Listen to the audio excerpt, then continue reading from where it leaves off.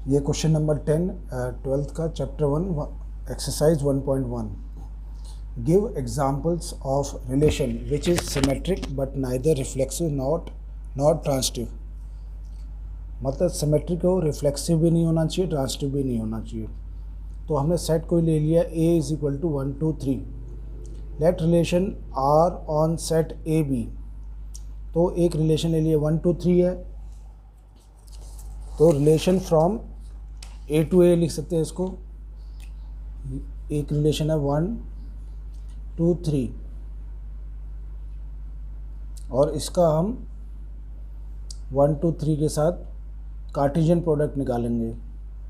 तो बहुत सारे एलिमेंट आएंगे जिसमें कि हमने ऐसी कंडीशन रखी है कि वो 1 2 और 2 1 ही आए, बस 1 2 और 2 1 ही आए हमारे पास जो रिलेशन है। तो क्या ये रिफ्लेक्सिव है? रिफ्लेक्सिव में क्या होता है कि जैसे 1 1 यानी कि A कॉमा A आना चाहिए, 2 2 या 3 3 वो होना चाहिए। तो ये तो इसमें है नहीं इस रिलेशन में, इसलिए ये रिफ्लेक्सिव नहीं है। फिर आ गया सिमेट्रिक। सिमेट्रिक में क्या है 1 2 R बिलोंग्स टू 1 2 R को बिलोंग करता है और 2 1 भी R को बिलोंग करता है। तो ये एक सिमेट्रिक रिलेशन है। 1 2 भी है इसमें और उसका उल्टा 2 1 भी है, तो ये सिमेट्रिक है। ट्रांसटिव के लिए क्या है कि ए बी हिस्सा होना चाहिए रिलेशन का और फिर बी सी और लास्ट में ए सी भी होना चाहिए।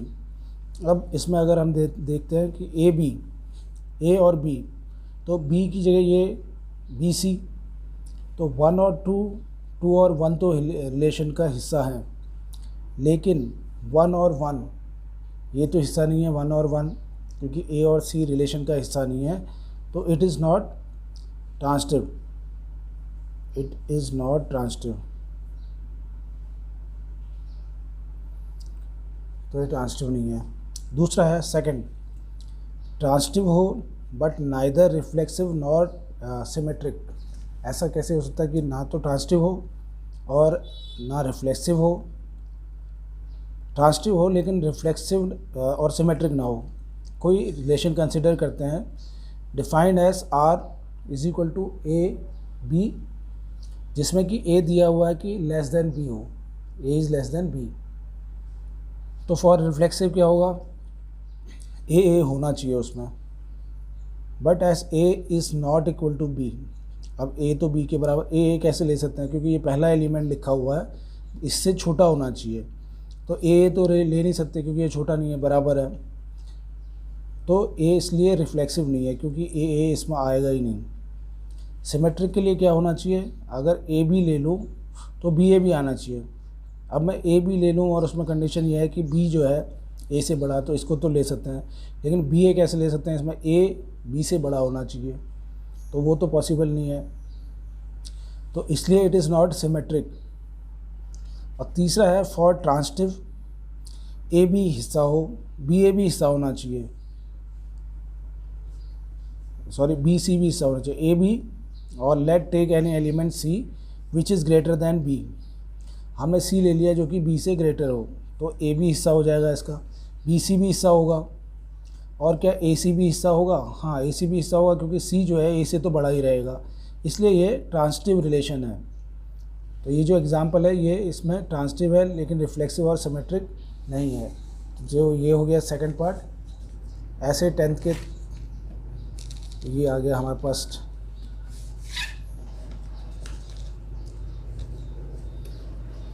क्वेश्चन नंबर 10 का ही अगला पार्ट है, थर्ड पार्ट है ये। इसमें लिखा हुआ है reflexive and symmetric but not transitive.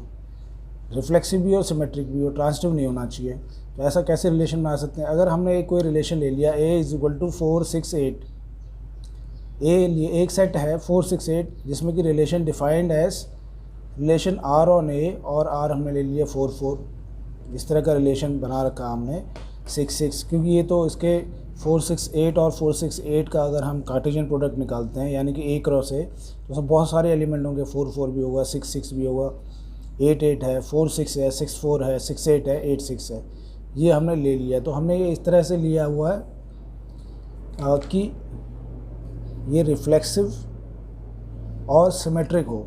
और रिफ्लेक्सिव के लिए क्या होता है कि 4 4 6 6 8 8 हैं इसमें, तो ये रिफ्लेक्सिव है। सिमेट्रिक के लिए क्या होगा, अगर 4 6 ले रहा हूँ मैं तो 6 4 भी इसमें है, इसलिए ये सिमेट्रिक है।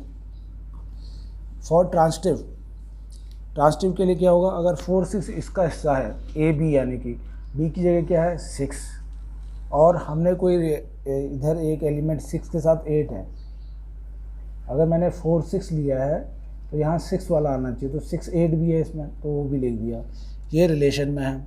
लेकिन क्या 4 और 8, यानी कि इसका फर्स्ट एलिमेंट और इसका लास्ट एलिमेंट 4 और 8 इसमें है, तो इसमें क्या है कि 4 और 8 तो है ही नहीं, तो इसलिए हम कह देंगे कि ये रिलेशन ट्रांसटिव नहीं है, लेकिन रिफ्लेक्सिव और सिमेट्रिक है। तो ये एक एग्जांपल है, ऐसे बहुत सारे एग्जांपल ले सकते हैं हम। चौथा पार्ट है रिफ्लेक्सिव हो, ट्रांसटिव हो, बट नॉट सिमेट्रिक। तो इसमें क्या कर सकते हैं, let r is equal to X Y, और हमने एक एग्जाम कुछ ले लिया इसमें रिलेशन, जिसमें कि x जो है y से बड़ा हो या बराबर हो। अब रिफ्लेक्सिव के लिए क्या है कि x पार्ट ऑफ r होना चाहिए, तो इसमें तो हो सकता है, क्योंकि x और y में अगर हम दोनों को बराबर ले लेते हैं, इसको भी x ले लूँ इसको भी x ले लूँ, तो बराबर आएगा, सेकंड एलिमेंट जो है वो x के बराबर है, तो ये तो रिलेशन का हिस्सा है, इसलिए रिफ्लेक्सिव है। सिमेट्रिक के लिए x y को लूँ मैं, r को बिलोंग करता है, क्या y x भी बिलोंग करता है, y x कैसे ये बिलोंग नहीं करता, क्यों, क्योंकि यहाँ पर तो हम बोल रहे हैं कि y इससे x से बराबर होना चाहिए या बड़ा होना चाहिए, और यहाँ पर क्या होगा x बड़ा होना चाहिए y से, दो चीज़ें तो नहीं हो सकती, x y से छोटा ही रहेगा उस जो रिलेशन लिया होगा हमने, तो इसलिए लेस नहीं हो सकता, इसलिए ये नॉट सिमेट्रिक है। फिर इसके बाद है ट्रांसटिव है क्या नहीं। फॉर ट्रांसटिव के लिए क्या हिसाब है, x और y r को बिलोंग करते हैं, लेट z भी एक ऐसा एलिमेंट ले लिया है जो कि z है और y से वो बड़ा है या इक्वल है, तो हम ये कह देंगे कि yz भी रिलेशन का xy रिलेशन का हिस्सा है, तो yz यानी कि ab और bc भी इसका हिस्सा है, तो क्या xz भी रिलेशन का हिस्सा है, तो xz भी होगा क्योंकि z तो x से बड़ा है, तो इसलिए ये ट्रांसटिव है। अब लास्ट वाला फिफ्थ पार्ट जो है वह है कि ऐसा रिलेशन का एग्जाम्पल चाहिए हमको जो सिमेट्रिक हो, ट्रांसटिव हो, लेकिन रिफ्लेक्सिव नहीं हो। तो हमने कोई रिलेशन ले लिए, let r is equal to X Y such that x is brother of y। एक कंडीशन यही है कि जो पहला एलिमेंट है वो दूसरे एलिमेंट का भाई है। रिफ्लेक्सिव के लिए क्या x x, तो x यानी कि x क्या x का ही भाई हो सकता है, नहीं हो सकता, तो इसलिए ये रिफ्लेक्सिव नहीं है। सिमेट्रिक के लिए क्या है, x y का भाई है और y x का भाई है, तो ये तो बोल सकते हैं हम, क्योंकि दोनों एक दूसरे के भाई तो हो ही सकते हैं, इसलिए ये सिमेट्रिक है। और ट्रांसटिव के लिए क्या है, z हमने एक ऐसा ले लिया जो कि y का भाई है, तो अब हम बोलते हैं कि x और y जो है ये एक दूसरे के भाई हैं, y और z, ये y z का भाई है, ठीक है, तो x भी z का भाई होगा, तो ये इसलिए ये ट्रांसटिव हो गया, क्योंकि x और y ये दोनों भाई हैं, y और z भी भाई हैं, तो इसका मतलब x और z भी भाई हैं। अब है इसका बाद क्वेश्चन नंबर 11, इसमें क्या है, show that the relation r is defined in set A of points in a plane given by r is equal to PQ। Distance of the point P from the origin is same as the distance of the point Q from the origin is an equivalence relation. Further show that set of all points related to the point P is not equal to 0 0 is the circle passing through P with origin as center। तो इसको कैसे करेंगे, इसमें लिया है कि दो point है P और Q, और उसमें बोला कि OP और OQ जो सेंटर एक ओरिजिन है उससे बराबर है इनका डिस्टेंस, तो P पॉइंट और Q पॉइंट का ओरिजिन से डिस्टेंस जो है बराबर है। तो इसमें हमें क्या करना है कि R अगर हमने दिया है इसमें PQ रिलेशन दिया R PQ, क्या ये रिफ्लेक्सिव है, अगर मैं ये, क्योंकि P और Q जो है बराबर डिस्टेंस है, हमने OP और OQ नहीं लिखा, हमने P और Q लिख दिया उसको, तो P और P भी रिलेशन को बिलोंग करेंगे क्योंकि ये डिस्टेंस बराबर होना चाहिए, तो ये P का और Q का डिस्टेंस बराबर है, इसलिए ये रिफ्लेक्सिव है। As a point P and P are equidistance, क्योंकि P हो तो वो तो इक्वी डिस्टेंस ही रहेगा। सिमेट्रिक के लिए क्या है, फॉर सिमेट्रिक PQ जो है रिलेशन का हिस्सा है, क्योंकि वो इक्वी डिस्टेंस है, जितने भी इक्वी डिस्टेंस हैं उसको हम रिलेशन का हिस्सा ले लेते हैं, ये हमारी कंडीशन है। तो क्यू पी भी रिलेशन का हिस्सा होगा, क्योंकि इसको आगे करूँ या पीछे करूँ उससे कोई फ़र्क नहीं पड़ेगा, क्योंकि दोनों इक्वी डिस्टेंस है फ्रॉम सेंटर। तो पी क्यू रिलेशन का हिस्सा है और क्यू पी भी रिलेशन का हिस्सा है, क्योंकि दोनों बराबर डिस्टेंस है, तो इसलिए ये सिमेट्रिक है, इसलिए ये रिलेशन सिमेट्रिक है।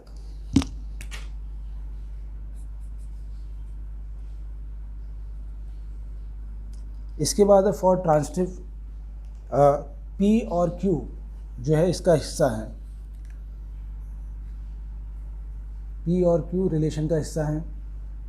तो let take point R which is also equidistance from, तो हमने कोई आर पॉइंट ले लिया, वो भी जो है जैसे क्यू के बराबर का डिस्टेंस है उसका, फिर हमको पता है कि पी का डिस्टेंस या क्यू का डिस्टेंस बराबर है, तो आर का डिस्टेंस भी बराबर ही होगा। तो अब हम लिखते हैं पी क्यू जो है ये रिलेशन का हिस्सा है और क्यू आर भी रिलेशन का हिस्सा है। तो अब हम बोल सकते हैं कि पी आर वो भी तो इक्वी डिस्टेंस ही होगा, पी आर भी इक्वी डिस्टेंस होगा, तो ये भी रिलेशन का हिस्सा है, तो इसलिए ये ट्रांजिटिव है। अब पार्ट 2 कहता है कि ये सर्कल का इक्वेशन बन रही है। तो अगर मैं लिखूं एक पॉइंट को x1 मान लूँ p को, तो x1 माइनस 0 ऑरिजिन से माइनस किया, ये डिस्टेंस फॉर्मूला यूज़ कर रहे हैं हम, y minus 0 whole square is equal to R square, R मैंने इसका आर हमने एक रेडियस ले लिया इसका, और दूसरे में x2 अगर मैं q का ले कोऑर्डिनेट x2 और x2 माइनस x होता है, तो ये ऑरिजिन तो 0 है तो इसका स्क्वायर, y2 माइनस 0 इसका square is equal to R square. अब ये क्या बन रहा है, इक्वेशन बन रही है हमारी इस तरह से, X square plus Y square is equal to R square. तो ये एक इक्वेशन होती है सर्कल की, X square plus Y square is equal to R square, ये इक्वेशन सर्कल की होती है, तो इसलिए ये एक सर्कल बन रहा है। अगर ये तीनों पॉइंट्स मैं ले लूँ तो ये क्या होगा, इसी तरह से पॉइंट और भी बढ़ते रहेंगे जिनका इक्वी डिस्टेंस है सेंटर से, तो एक सर्कल की इक्वेशन बनेगी है। इसके बाद है क्वेश्चन नंबर 12। क्वेश्चन नंबर 12 में है show that relation R defined in the set A of all triangles S R is equal to T1 T2, T1 is similar to T2। इनकी कंडीशन ये है कि T1 T2 के similar है। ये हमको पता करना है कि इक्विलेंस रिलेशन है। इक्विलेंस तब होता है जब सिमेट्रिक भी हो, रिफ्लेक्सिव हो, सिमेट्रिक हो, ट्रांजिटिव हो, तो उसको इक्विलेंस रिलेशन भी बोलते हैं। कंसिडर 3 राइट एंगल्स, वो तो अलग पार्ट है, सेकंड पार्ट है ये। Consider 3 right angle, T1 with the side 3, 4, 5, T2 की साइड है 5, 12 और 13, और T3 की साइड है 8, 6, 8 और 10। Which triangle among T1, T2 and T3 are related, तो वो एक अलग पार्ट है। उसमें बोला कि ये कौन से वाले रिलेटेड है, तो ये अलग पार्ट है। पहला वाला पार्ट ये है कि T1 और T2 दो ट्राइंगल हैं जो कि सिमिलर हैं, तो क्या ये रिफ्लेक्सिव हैं। T1 T2 रिलेशन का हिस्सा ये दिया हुआ है, तो हम T2 और T1 ये भी रिलेशन का हिस्सा हो सकता है क्योंकि सिमिलर हैं। अब सिमेट्रिक ये तो रिफ्लेक्सिव है, तो T1 और T1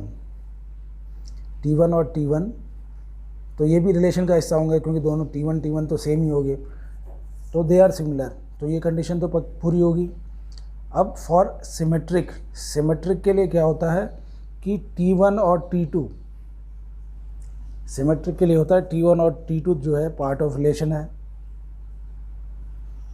और फिर हम ये बोल दें कि T2 और T2 पहले ले लिया हमने, और T1 ये भी रिलेशन का हिस्सा होंगे।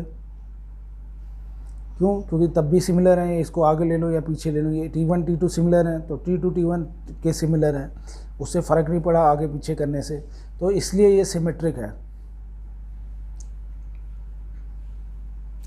पहले वाले पार्ट में है। रिफ्लेक्सिव के लिए क्या है, T1 T2 सिमिलर हैं आपस में। अगर मैं बोल दूं कि T1 और T1 ये दोनों भी रिलेशन का हिस्सा हैं, तो ये तो करेक्ट है, इसलिए ये रिफ्लेक्सिव है।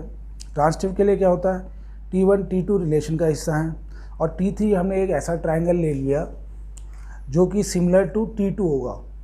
T3 हमने ऐसा ट्राइंगल लिया जो T2 के सिमिलर होगा, तो अब हम बोल सकते हैं T1 और T2 सिमिलर इसका हिस्सा है, T2 और T3 भी रिलेशन का हिस्सा है, तो T1 और T3 भी रिलेशन का हिस्सा होंगे क्योंकि T3 तो T2 के सिमिलर है। तो T1 और T2 ये कॉमा T2 और T3 ये रिलेशन का हिस्सा है, क्योंकि T3 को हमने T2 के सिमिलर बना दिया। तो हम बोल सकते हैं कि A और C यानी कि T1 और T3 भी रिलेशन का हिस्सा होंगे, इसलिए ये इक्विवेलेंस रिलेशन है। अब वो सेकंड पार्ट है, उसका इससे मतलब नहीं है। सेकंड पार्ट में यह है कि T1 साइड दे रखी है 3 4 5, T2 साइड दे रखी है 5 12 13, T3 की साइड दे रखी है 6 8 12। अब उसमें बोला कि T1 और T3 को अगर हम देखें तो 3/6 4/8 इनका रेशियो, साइड का रेशियो आ रहा है 1/2। तो हम कह सकते हैं T1 और T3 जो है रिलेटेड है या सिमिलर है, क्योंकि इनका ratio of the side same आ रहा है। इसके बाद हो जाता है क्वेश्चन नंबर, ये है 13 क्वेश्चन नंबर, ये पूरा 12 है, इसके बाद है 13 में क्या है, show that relation R defined in set A of all polygons S R is equal to P1 P2 and P2 have same number of sides. P1 और P2 दो पॉलीगन्स हैं जिनके साइड सेम है, तो इस तरह का ये रिलेशन है।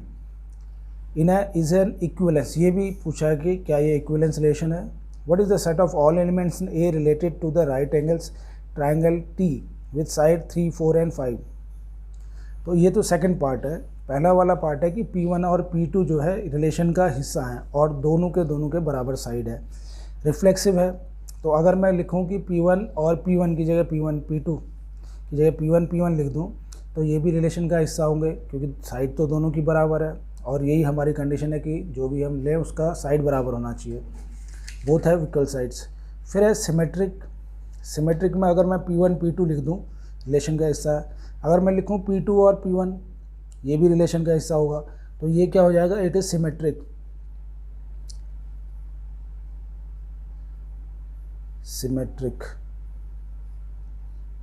तो ये सिमेट्रिक हो जाएगा, ये नीचे का कटा हुआ। अब ट्रांसिटिव के लिए क्या है, ट्रांसिटिव के लिए अगर P1 P2 रिलेशन का हिस्सा है तो P3 हमने एक कोई पॉलिनोमियल ले लिया जो कि P2 के बराबर उसकी साइड है, तो अब हम क्या बोल सकते हैं कि P1 P2 रिलेशन का हिस्सा था। हम ये बोल सकते हैं कि P2 और P3 भी रिलेशन का हिस्सा हुआ, क्योंकि ये भी सिमिलर है। अब हम बोल रहे हैं कि P1 और P3 भी रिलेशन का हिस्सा है, क्योंकि दोनों के इक्वल साइड हैं, तो ये ट्रांसिटिव है।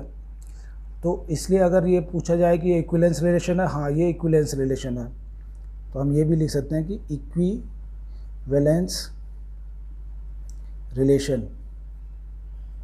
ये वाला जो है इक्विवेलेंस रिलेशन है, क्योंकि इसमें तीनों कंडीशन पूरी हो रही हैं। पार्ट 2 क्या है, if 2 3 4 5 are the sides of a triangle then triangle is right angle triangle.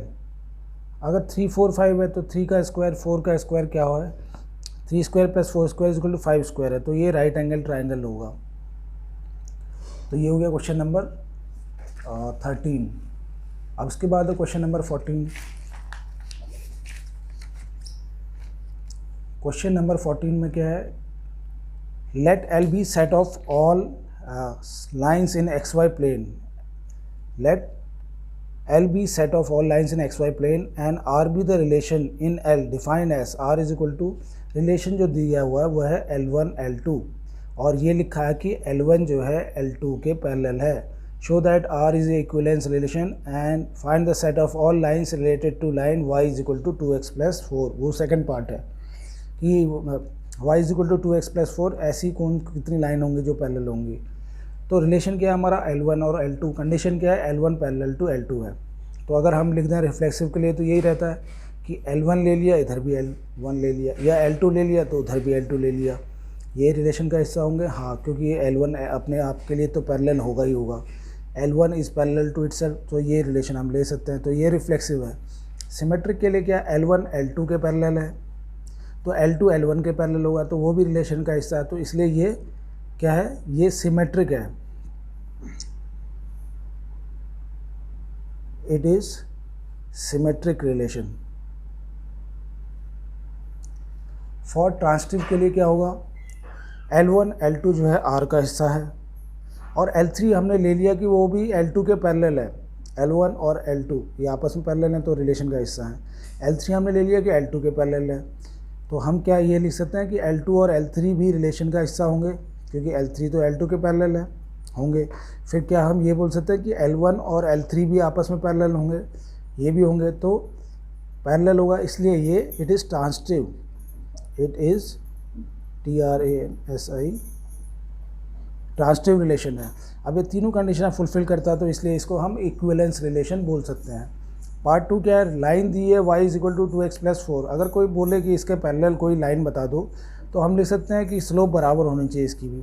तो y = 2x और यहाँ पर 4 की जगह कुछ भी k हो सकता है, तो y = 2x + k as both have same slope same है। तो ये इस तरह की जितनी भी लाइन होंगी ये सब इसके y = 2x+4 के पैरेलल होंगी।